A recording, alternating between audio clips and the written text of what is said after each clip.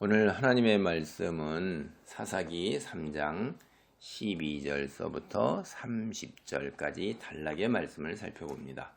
여기에서 핵심 본문으로 3장 12절에서 15절과 28절을 봅니다. 이제 사사기에 나오는 두 번째 사사가 바로 오늘의 에훗이에요. 그 사사 에훗에 관한 이야기, 지금 말씀드린 3장 12절로부터 30절까지 나오고 있어요.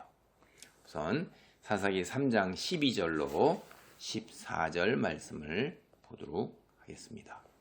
이스라엘 자손이 또 여호와의 목전에 악을 행하니라. 이스라엘 자손이 여호와의 목전에 악을 행함으로 여호와께서 모압 왕 에글론을 강성하게 하사 그들을 대적하게 하심에 에글론이 암몬과 아말렉 자손들을 모아가지고 와서 이스라엘을 쳐서 종려나무 성읍을 점령한지라. 이에 이스라엘 자손이 모압 왕 에글론을 18해 동안 섬기니라. 오늘 본문을 보면 이스라엘 자손이 또다시 여호와의 목전에 악을 행하는 거예요.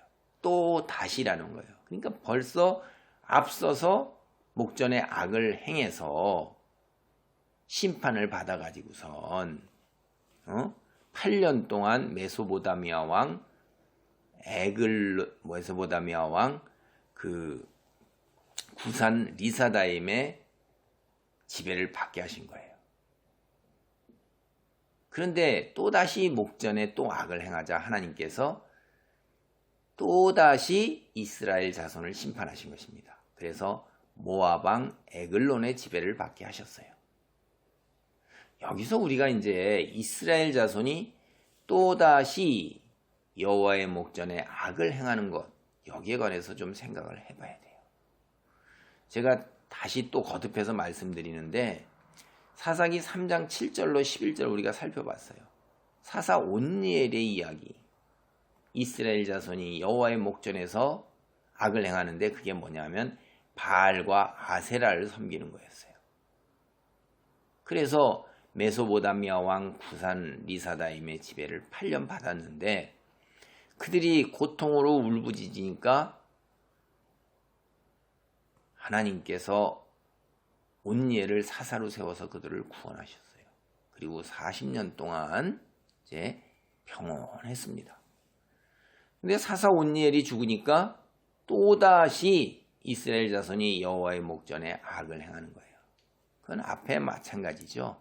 앞에 바알과 아세라를 섬긴 것처럼 똑같이 주변 가나안 이방 민족들의 신을 섬기는 거예요.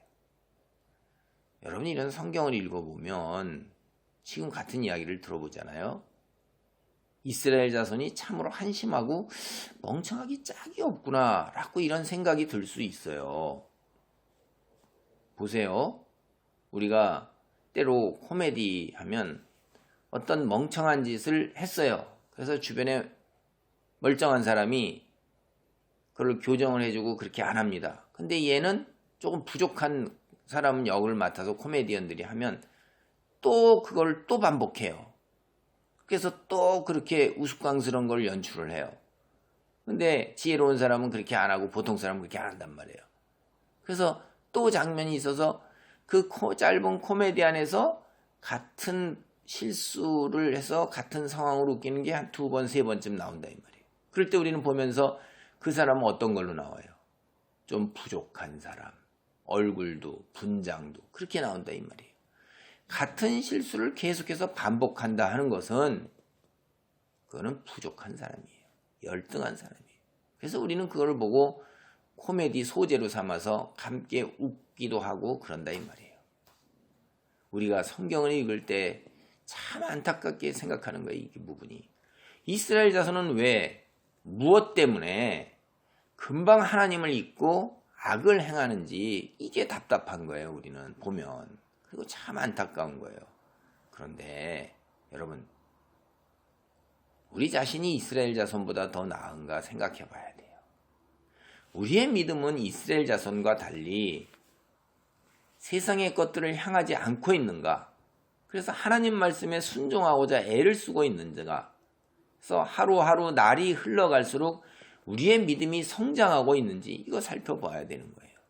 만약에 우리도 세상을 향하는 이런 실수를 거듭해서 반복해서 하고 있다면 이스라엘 민족과 다를 바가 없는 것입니다. 내 자신이 나를 못 살펴서 보는 거지 내 자신의 삶을 찍어서 그다음에 내가 그걸 텔레비전으로 비춰보면서 다시 볼 때 내가 보지 못했던 나를 볼 수 있는 겁니다. 그게 대단한 능력인 건데 우리가 그래서 이렇게 신앙생활을 시작한 이후로 처음보다 믿음이 얼마나 성숙하고 큰 믿음의 사람으로 장성한 분량에 이르도록 자라나고 있는지를 살펴봐야 돼요. 만약 그렇지 못하다면 우리도 답답한 거예요. 그리고 영적 성숙 못 이뤄가는 병에 걸린 거예요. 미성숙증 뭐 이런 거에 걸려 있는 겁니다. 발달 저해 이런 거에 걸려 있는 거예요. 유아 상태에 늘 머물러 있는 거예요. 오늘 성경 본문에 나오는 모압과 암몬, 아브라함의 조카 롯에게서 비롯된 족속이에요. 이스라엘이 광야 생활을 하던 시절 하나님께서 이스라엘 민족에게 뭐라고 그러냐면 모압과 암몬의 땅 취하는 걸 금하셨어요. 그게 신명기 2장 8절로 9절에 보면 나오고 있습니다. 하나님께서 왜 이스라엘 보고 모압과 암몬의 땅을 취하지 말라고 그랬겠어요? 믿음의 형제라 이 말이에요. 아브라함을 따라서 나섰던 믿음의 사람이 조카인 롯이에요. 일가 친척 중에 아무도 안 따라 나섰어요. 부모조차도 안 따라 나선 거예요. 아브라함을. 그런데 조카가 따라 나섰잖아요. 그러니까 하나님은 그걸 귀하게 보시는 거예요. 그래서 이스라엘 민족 보고 아브라함의 후손이 이스라엘 민족 모압과 암몬은 너희의 믿음의 이웃 사촌이다 이 말이에요. 그러니까 손대지 말아라 하는 거예요. 그리고 그들은 그 땅에서 그냥 살게 하셨는데 그런데 하나님께서 이들을 이스라엘이 정착하는 가나안 땅으로 불러들이시는 거예요. 이거 무슨 일이죠 이게? 가나안 땅, 이건 이스라엘 민족이 차지해야 할 땅인데 조카 롯이 차지할 땅이 아니란 말이에요. 그 후손들이. 아브라함과 조카 롯이 땅을 차지할 때 제비뽑기한 이후에 나머지 땅은 서로 각자의 땅이 있는 거예요. 근데 자기 땅 경계 안에 다른 사람이 들어와서 살도록 한다는 게 이게 말이 되는 겁니까? 말이 안 되는 상황이 지금 벌어지고 있는 거예요. 하나님께서 하신다는 거예요. 하나님께서 모압 왕 에글론을 강성하게 하셨어요. 그리고 그들로 하여금 이스라엘 자손을 치도록 하신 겁니다. 오늘 본문을 보면 모압은 애당초부터 이스라엘에게 적수가 되지 못해요. 그래서 하나님께서 이스라엘을 심판하기 위해서 하나님께서 강하게 하시는 거예요. 그럼에도 불구하고 이 모압 왕 에글론은 자기 자신을 너무나도 잘 알아요. 강하게 되었지만 이스라엘을 치기는 뭔가가 불안하고 두려운 거예요. 그러니까 암몬하고 아말렉까지 끌어들이는 거예요. 그리고 이제 이 정도면 내가 충분히 칠 수 있다. 이래가지고 이스라엘을 친 겁니다. 자, 이제 이스라엘 자손의 관점에서 보세요. 모압이라는 존재는 적수가 되지 못하는 거예요. 형편없는 거라고 늘 생각해오고 사실이 그랬고 그런데 어느 날 갑자기 이들이 쳐들어와서 자신을 무너뜨리고 자신을 다스리는 지배자가 된 거예요. 현실에서 여러분 이러한 일이 우리에게 일어난다고 한번 생각해 보세요. 기가 막히고 분통 터질 게 아니에요. 왜냐하면 그건 전혀 일어날 수 없는 일이란 말이에요. 전혀 일어날 수 없는 일이 벌어졌으면 얼마나 기가 막히고 분통이 터지는 말이에요. 나하고 경쟁 상대도 안 되는 형편없는 그 존재가 어느 날 나에게 위협적인 존재가 되더니 나를 집어삼켰어요. 여러분 그걸 생각해 보세요. 이게 무슨 일이야? 아니 어떻게 이런 일이 있을 수가 있지? 받아들이기가 굉장히 어려운데 현실은 내가 파멸로 갔잖아요. 왜 그랬을까요? 오늘 성경 본문은 분명하게 얘기하고 있어요. 이스라엘의 죄로 인해서 여호와께서 그렇게 하셨다는 거예요. 이스라엘이 여호와의 목전에 죄를 지었기에 하나님께서 적수가 되지 못하는 모압을 들어 쓰신 거예요. 그래서 이스라엘로 하여금 자신의 죄를 깨닫게 하시고자 했던 것입니다. 여러분, 우리의 삶 속에서도 내가 생각할 때, 아니 현실에서 사실로 내게 경쟁 상대가 전혀 되지 못하는 그런 부족한 사람이 어느 날 갑자기 흥황하게 되어서 나를 압박하더니만 나를 파멸로 몰아넣기 시작할 정도로 힘들게 하고 있다. 큰 경쟁 상대가 되었다. 이러면 이것이 혹시 나의 죄에서 비롯된 것이 아닌가를 살펴봐야 돼요. 만약 그렇다면 빨리 회개해야 되는 거예요. 그러지 않을 수도 있어요. 그런데 이거는 하나의 시사점이라 이 말이에요. 그러니까 우리는 여러 가지 면에서 생각을 해보면서 살아야 한다. 신앙의 관점에서 그 이야기를 하는 겁니다. 오늘 여기 나오는 모압왕 에글론, 이 말의 뜻은 통통한 작은 황소, 그러니까 살찐 황소다 이 말이에요. 뚱뚱한 작은 황소라는 뜻이에요. 오늘날로 얘기하면 이게 굉장히 조심스러운 말인데 절대 비하하는 거 아니에요. 그 말의 의미를 전하기 하는 겁니다. 뚱보, 뚱땡이 뭐 이런 뉘앙스가 있어요. 이 단어에 담겨있는 의미가. 그래서 사사기 3장 17절을 보면 에글론은 매우 비둔한 자 이렇게 말하고 있습니다. 여기서 이제 비둔이라고 표현하고 있는 이 뜻의 원래 말은 성경 안에서 보면 일반적으로 다 어떻게 쓰이냐면 살찐 소, 살찐 양 이거를 가리키는 말이에요. 이게. 그래서 창세기 4장 12절과 18절, 열왕기상 5장 3절, 에스겔 34장 3절, 스가랴 11장 16절을 보면 그렇게 사용되고 있어요. 그 다음에 사사기 3장 22절을 보면 에훗이 에글론을 칼로 찌르니 얼마나 기름기가 많았든지 기름이 칼날에 엉겼더라. 기름이 칼날에 엉겼더라. 기름 이런 말이 나와요.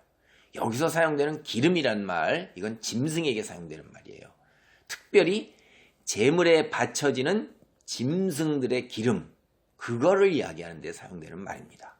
출애굽기 2장 18절 등에서 우리가 잘 살펴볼 수가 있어요. 자, 지금 제가 왜 이 이야기를 드리겠어요? 에글론을 이야기하기 위해서 그러는 거예요.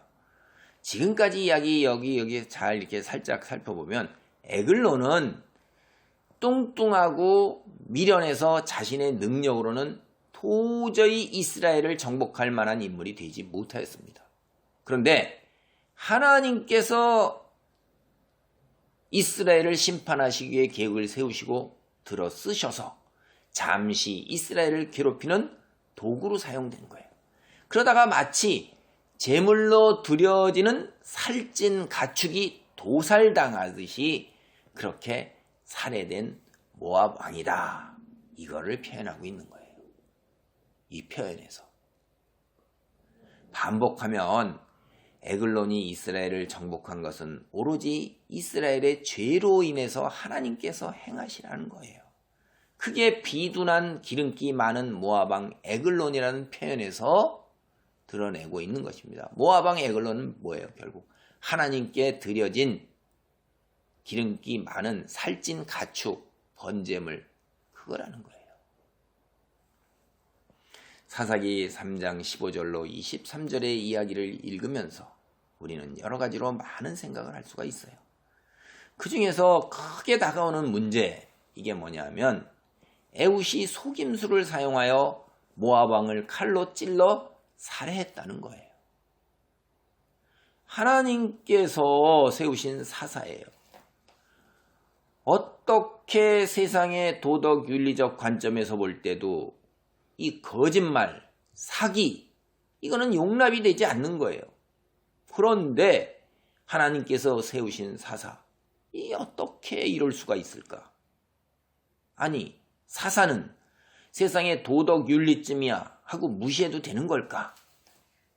아니, 더 나아가서 우리가 그리스도인이다, 하나님의 백성이다, 하나님의 뜻을 우리가 이룬다. 그러면 세상에 어떤 것도 거치는 것이 없는 것이다. 세상의 도덕 윤리 다 우리 앞에 거칠 것이 될 수가 없다. 우리는 그걸 넘어선다. 그러니까 이거를 세상에 사람들이 얘기하는 이야기는 수단이 거칠 것이 없다. 목적을 위해서라면. 사실 공산주의는 그래요.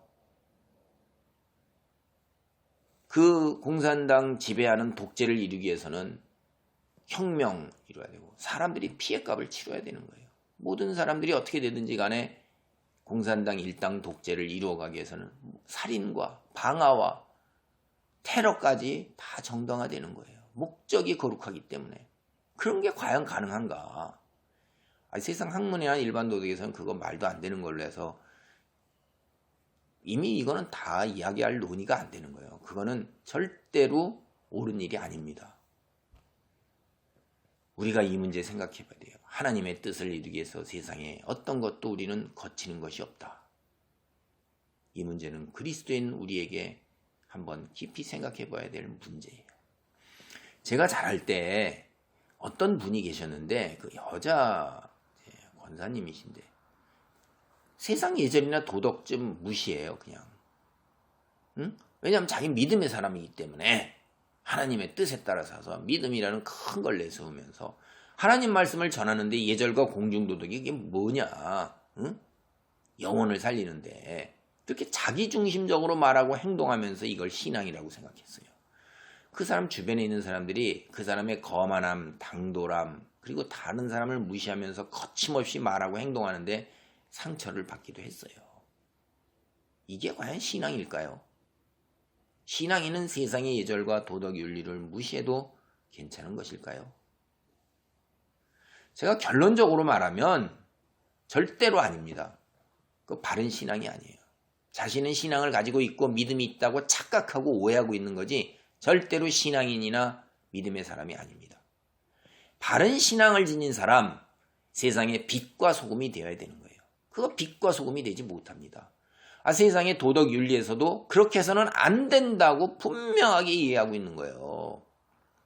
하나님께서 우리에게 주신 말씀, 다른 말로는 율법이죠. 이거 요약하면 이게 십계명이에요. 이것을 예수님께서는 하나님 사랑과 이웃 사랑으로 요약해 주셨어요. 이웃 사랑을 실천하는 데 있어 예절과 도덕 윤리 가장 기본적인 토대가 되는 거예요. 그리스도인이 세상 속에서 하나님의 영광을 드러내는 삶을 살아가는데 예절과 도덕 윤리가 거추장스러운 게 될 수가 없어요. 그건 당연히 기본적으로 지켜야 되는 거예요. 그것보다 더 큰 양보와 희생이 뒤따라야 되는 게 기독교인의 윤리인데 무슨 세상의 도덕 윤리조차도 못 지키면서 기독교인의 양보와 희생을 어떻게 지켜나갑니까? 그건 믿음의 사람이 절대 아니에요. 자기가 착각하고 오해하는 거지. 세상 사람은 다른 사람이 볼 때 예절과 도덕 윤리를 지키는 척해요. 그러나 속마음은 외형적으로 드러나는 행동과 전혀 정반대의 마음을 가지고 있을 수 있어요. 그런데 그리스도인은 심령을 꿰뚫어 보고 계시는 하나님을 섬기고 있는 거예요, 우리. 그러니까 세상 사람들은 겉과 속이 다를 수도 있지만 우리는 어떻게 돼요? 겉과 속이 똑같아야 되는 거예요. 그래서 신약 성경에서 모든 일을 할 때 하나님을, 주님을 섬기는 것처럼 하라고 분명하게 이야기하고 있어요. 외형적 행동이 바로 속마음을 그냥 그대로 표현하는 것이 되어야 하는 거예요. 외형적으로 드러내는 예절과 도덕, 윤리 이게 겉으로 드러나는 거거든요. 그런데 우리의 속마음 이중적으로 다른 마음을 품고 살아가면 하나님 말씀을 어기는 거예요. 성경은 그렇게 얘기를 하는데 우리가 도덕 윤리를 어겨야 된다고요? 아니잖아요. 분명하게 얘기하고 있는 겁니다. 이 점을 우리는 확실하게 짚고 넘어가야 됩니다. 그렇다면 오늘 사사기 3장 12절로부터 30절에 나오는 사사 에웃의 행동, 이건 도대체 우리가 어떻게 받아들여야 할까? 오늘 여기에 대해서 생각해 보고자 합니다. 첫째로 이 모든 일은 하나님께서 계획하신 것이라는 거예요. 사사 에훗. 에훗이라는 이름이 뭐냐면 하나, 홀로 이런 뜻이에요. 이름 자체에서 뭐예요? 독불 장군이란 말이에요. 독불 장군. 그의 이름이 에훗이 뜻하는 바 하나, 혼자, 독불 이런 의미인데 오늘 본문 보세요. 여기 에훗은 어떻게 했죠? 혼자서 일을 꾸몄어요. 그리고 혼자서 모압 왕 에글론을 찾아갔어요. 그리고 속임수로 에글론을 암살했어요. 이와 같은 그의 행동은 그의 이름에 걸맞는 행동이에요. 그게 사사기 3장 14절로 15절입니다. 이스라엘 자손이 모압 왕 에글론을 18해 동안 섬기니라. 이스라엘 자손이 여호와께 부르짖음에 여호와께서 그들을 위하여 한 구원자를 세우셨으니 그는 곧 베냐민 사람 게라의 아들 왼손잡이 에훗이라. 이스라엘 자손이 그를 통하여 모압 왕 에글론에게 공물을 바칠 때에 여러분 사사 온니엘의 시대에는 이스라엘 자손이 죄값으로 8년 동안 메소보다미아 왕 구산 리사다임을 섬겼어요. 그런데 이제는 10년이나 늘어났어요. 18년이에요. 모압의 지배가 죄의 값을 더 오래 치러야 되는 거예요. 그건 뭐예요? 죄가 그만큼 더 중해졌다는 거예요. 세월이 흘러가면서 신앙이 더 성숙해지는 것이 아니라 오히려 정반대로 믿음의 정도가 더 연약해지고 하나님의 관계가 악화되고 있다는 걸 우리는 여기서 볼 수 있는 거예요. 거꾸로 가는 신앙입니다. 이거. 나는 어떤지 한번 생각해 보시기 바랍니다. 에훗은 베냐민 지파에 속한 왼손잡이에요. 여러분이 베냐민 지파 할 때 이 베냐민이라는 말 이거 우리가 생각해 봐야 돼요. 베냐민 지파는 이스라엘 12지파 중에서 사실 보잘것없는 지파입니다. 연약한 지파예요. 그리고 베냐민이라는 말의 뜻은 오른손잡이에요. 그러니까 이들은 오른손잡이에 아주 능숙한 군인들이에요. 그런데 에훗은 그 중에서 역설적으로 오른손잡이가 아닌 왼손잡이에요. 죄다 다 오른손잡이가 지파 이름이고 오른손을 그렇게 잘 쓰는데 그 중에서 왼손잡이에요. 이게 얼마나 참 역설적인 거예요. 모압 왕 미련한 뚱보예요. 그런데 그가 이스라엘을 지배한다. 이게 상상조차 힘든 일이라 이 말이에요. 마찬가지로 이스라엘을 구원하는데 앞장선 지파, 가장 능력 있는 유다 지파야 되는데 가장 미약한 베냐민 지파예요. 그리고 또 다 오른손잡이라는데 그 중에서도 또 에훗은 왼손잡이에요. 아니 어떻게 이렇게 상상하기조차도 힘든 일들이 현실에서 실제로 일어나느냐.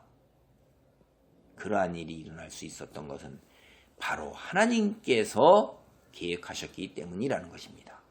하나님께서 형편없는 에글론을 강하게 만드셨고 하나님께서 오른손잡이의 집단에서 왼손잡이 에훗을 사사로 세우신 거예요. 이 모든 일이 인간의 우연으로 일어나는 것이 아니라 하나님께서 행하셨음을 곧바로 깨닫고 이해할 수 있도록 하는 거예요. 왜? 이스라엘이 하나님 목전에서 악을 행하였기 때문에 하나님의 심판이라는 것을 깨닫게 하신다 이 말이에요.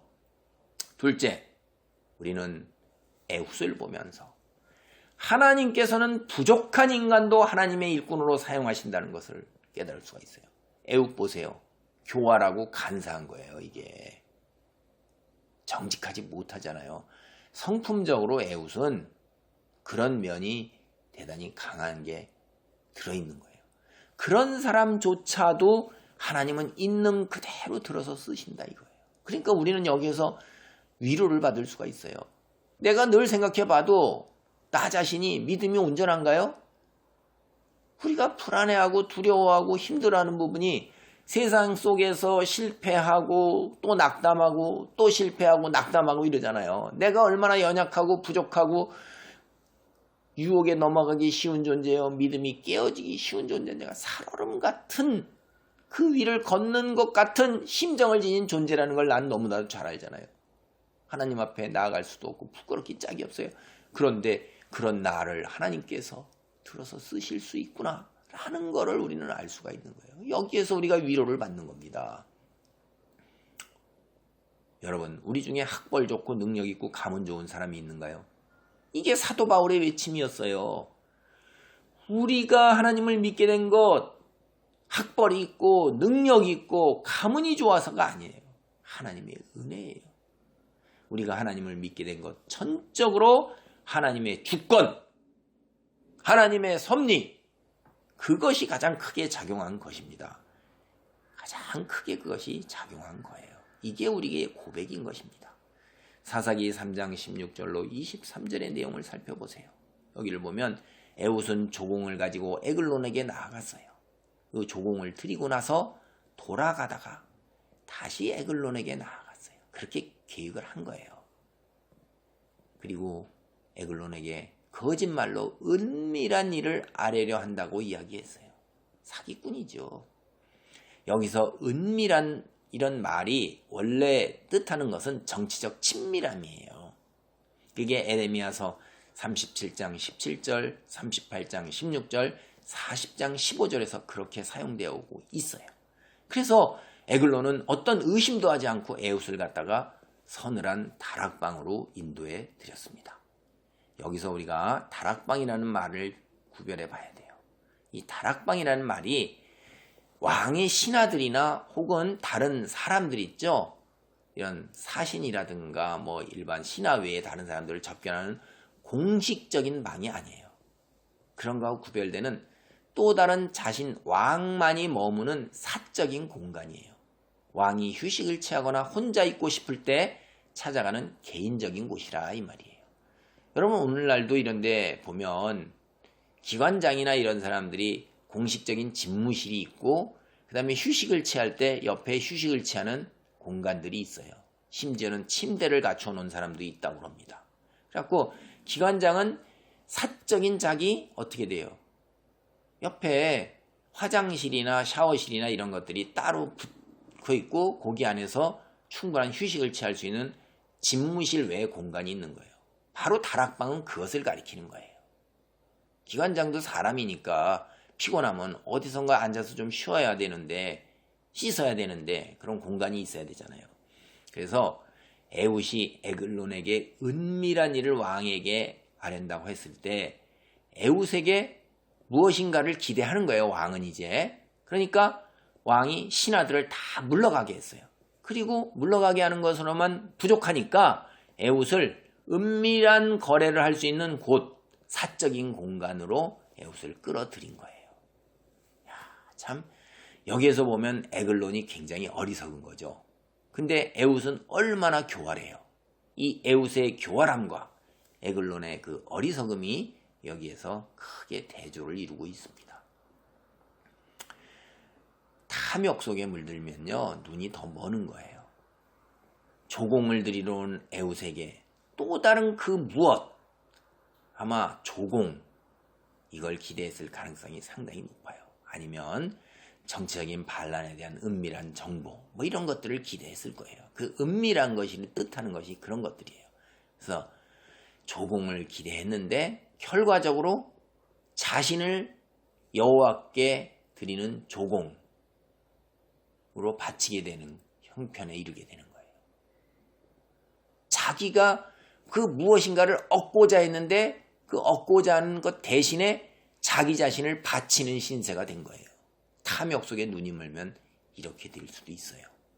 이스라엘을 착취해서 뚱뚱해진 에글론, 너무나 비둔해서 에훗의 칼을 피할 수가 없었어요. 절대로 피할 수가 없었어요. 여기 보면, 오늘 보면 그냥 어리석은 짐승이다, 살찐 가축이다, 이렇게 불과했다는 표현입니다.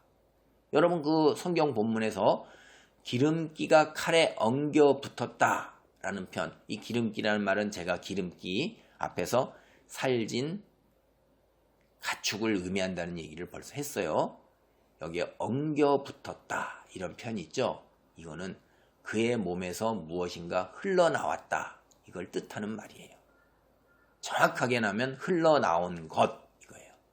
여러분, 칼로 배를 찔렀어요. 뭐가 흘러나왔겠어요?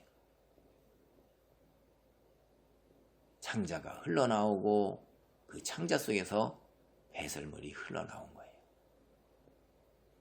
이거는 마치 번제로 사용할 때 가축을 잡아서 배설물을 흘러나오게 하는 것과 마찬가지예요. 이 편 속에서 계속해서 번제물에 사용되는 가축으로 계속 얘기를 하고 있는 것입니다. 이게 사사기 3장 24절을 보면 에글론의 부하들이 들어와요. 다락문이 잠겼어요. 개인적인 휴식 공간이 잠겼음을 보고 에글론이 용변을 보고 있는 걸로 생각했어요. 왜 그럴까요? 이게 배설물이 흘러나왔으니까 용변 냄새가 난 거예요. 배설물 냄새가 나는 거예요. 그러니까 볼일을 보고 계시는구나 이렇게 했어요. 이렇게 속아 넘어갔다 이 말이에요. 에훗이 에글론을 암살하는 일에 있어서 속임수, 이게 결정적인 역할이에요. 그게 핵심이에요. 이번에도 속임수를 써서 에훗이 탈출하는 거예요. 사람들이 다 속아 넘어간 거예요. 용변을 보고 있구나. 그러니까 다락방에서 태연하게 나왔고 부하들 앞을 지나갈 때도 아이고 그냥 지나갈 수가 있는 겁니다. 부하들이 너무나 기다려도 안 나오니까 이제 들어가 본 거예요. 그런데 에훗이 간 후에 에글론 부하들이 다락방 문이 잠겨있는 거 보고 왕이 용변을 본다고 생각한 그건 왜 그러냐 하면 여기에 배설물의 냄새 때문에 그렇게 되는 거예요. 이게 찔러서 나온 배설물. 그리고 여기 여러분 성경을 보면 발을 가린다 이렇게 돼 있잖아요. 그게 용변을 본다, 볼일을 본다는 말을 갖다가 완곡하게 표현하는 거예요. 그게. 예. 그러니까 한참 기다려도 이제 냄새는 심한데 볼일 보는구나 이렇게 하고 있는데 안 나온단 말이에요. 너무나 오래 기다려도. 그러니까 다락방 문을 강제로 열고 들어가 보니까 죽어서 바닥에 쓰러져 있는 거예요. 사사기 3장 26절로 30절의 이야기를 살펴보겠습니다. 에훗은 곧바로 전쟁 나팔을 불어서 이스라엘 자손을 소집했어요. 에훗의 전쟁 외침은 여호와께서 너희의 원수들인 모압을 너희의 손에 넘겨주셨느니라 입니다. 여러분 사사들이 전쟁을 나가거나 뭐 할 때 이 큰 소리로 외치는 소리가 있어요. 우리가 영화에 볼 때도 남자답게 용감하게 나와 싸우자. 비겁하게 죽느니 죽음을 택하자.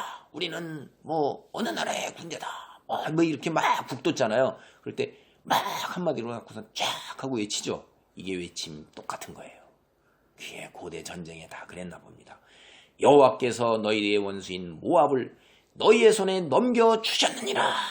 와 하고 이렇게 나가는 거죠. 이제 그래서 에훗이 이제 혼자서 계략을 꾸미고 혼자 칼을 만들었어요. 이렇게 노력 많이 했어요. 에훗 노력 안 한 거 아닙니다. 세상에 절대 노력 안 하고 할 수 없어요. 근데 이날의 승리는 그렇음에도 불구하고 모두 여호와의 은총임을 에훗 자신이 고백하고 여러 사람 앞에서 공개적으로 얘기를 하는 거예요. 누가? 여호와께서 넘겨주셨다 이 말이에요. 이런 걸 보면 에훗이 비록 사기꾼이었지만 그 성품 속에서 온니엘하고 마찬가지로 하나님께 대한 올바른 믿음을 소유하고 있는 거예요. 이게 사기꾼이에요. 이게 사기꾼이지만은 하나님에 대한 올바른 믿음은 소유하고 있었다 하는 거예요. 이거 뭐하고 대조되냐면요. 우리가 이제 조금 이따가 더 뒤에 나오는 사사 기드온 살펴볼 거예요. 사사 기드온은 이렇게 전쟁을 외칠 때 자기 이름을 거기다 끼워 넣어요. 여러분 오늘날 우리가 조심해야 될 게 뭐냐면 큰 목사다 혹은 목사님 중에 이제 사람들이 어느 정도 모이고 나면 자기가 싹 드러나고 예수님과 하나님이 슬쩍슬쩍 가려지기 시작하는 거예요. 이거 죄예요. 분명하게 얘기하셨어요. 그러니까 뒤에 기드온은 벌써 신앙이 더 떨어져 있는 거예요. 이건 참 하여간 다시 옵니다. 이스라엘 자손이 쳐죽인 모압 사람 모두 장사요 모두 용사였다고 말하고 있어요.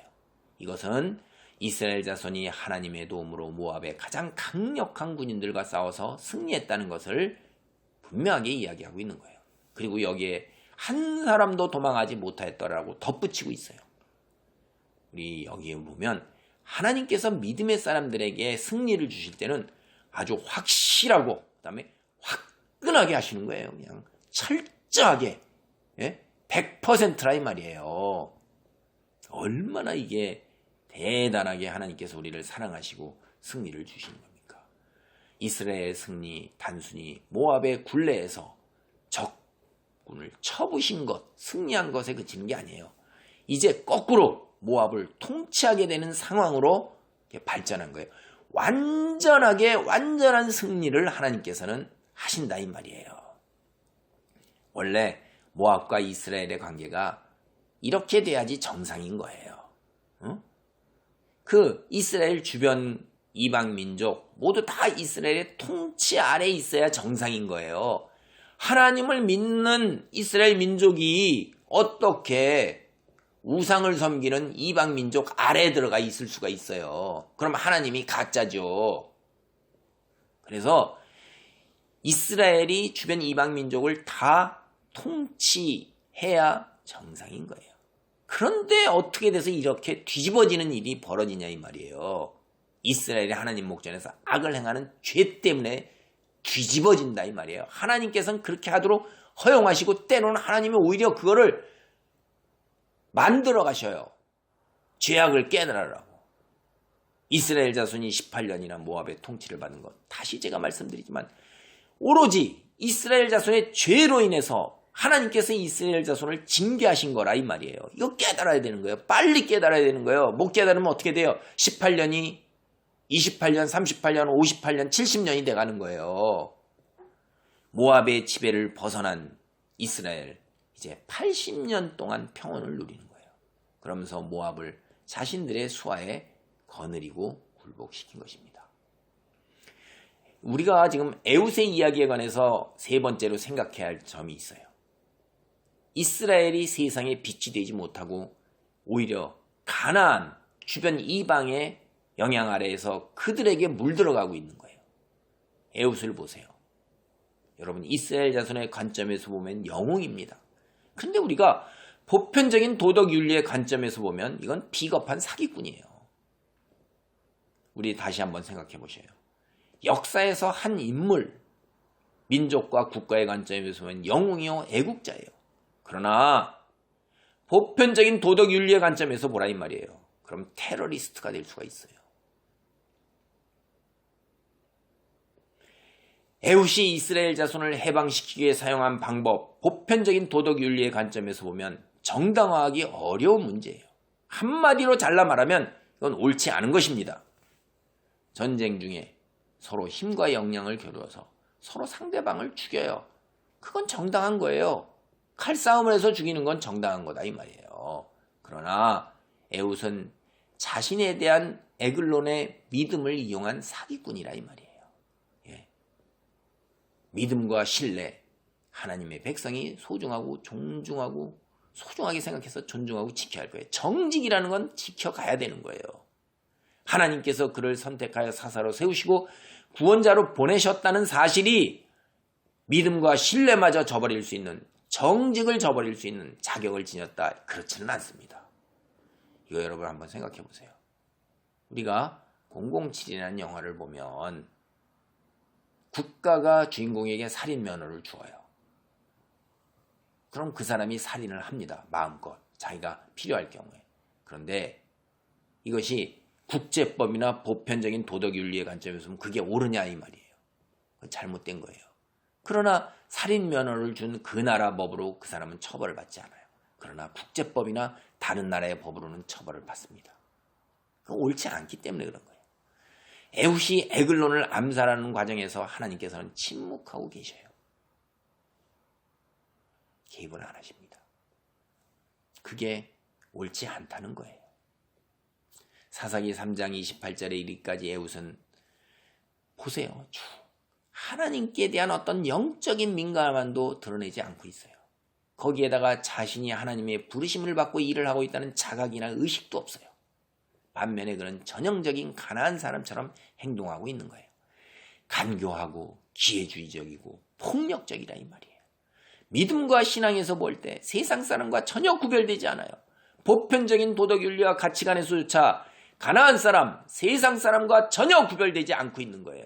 그는 하나님의 백성의 면모를 벗어나서 급속하게 세속화되어 버린 거예요. 가나안 사람이 되어버리고 만 거라 이 말이에요. 오늘 말씀을 정리합니다. 사사의 웃은 속임수로 모압 왕 에글론을 암살하고 이스라엘을 구원해 내었습니다. 이것은 전적으로 하나님의 도움으로 가능한 일이었어요. 하나님께서는 부족함에도 불구하고 하나님의 사람으로 세우시는 것을 볼 수 있어요. 그러나 하나님의 부르심이 세상의 도덕윤리를 무시할 수 있다는 자격으로 이어지는 건 결코 아니에요. 하나님께서는 부족한 사람을 통해서도 하나님의 일을 이끌어 가신다는 것을 우리로 하여금 깨닫게 하실 뿐이에요. 하나님은 그리스도인을 세상과 구별되는 거룩한 삶을 살도록 우리를 부르시고 택하신 것입니다. 세상 사람과 구별되는 거룩한 삶, 이건 우리에게 주어진 소명이고 역할이에요. 세상의 빛과 소금이 되는 삶의 자리에 있을 수 있는 축복이 있기를 기도드립니다. 아멘.